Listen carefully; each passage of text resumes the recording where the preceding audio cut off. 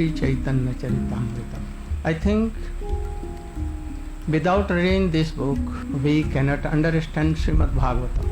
Without this, we cannot understand what was the mood of Chaitanya Mahaprabhu and why he came and what he came to give to others.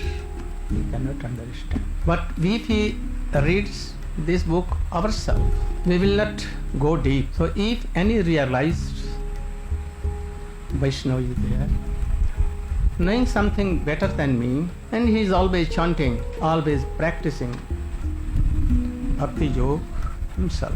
So much honor for all Vaishnavas, no caste and creed and party feeling and all other things. Then we can understand something and collect in our heart, and then our heart will be so pure and qualified to know deep meanings of all these things.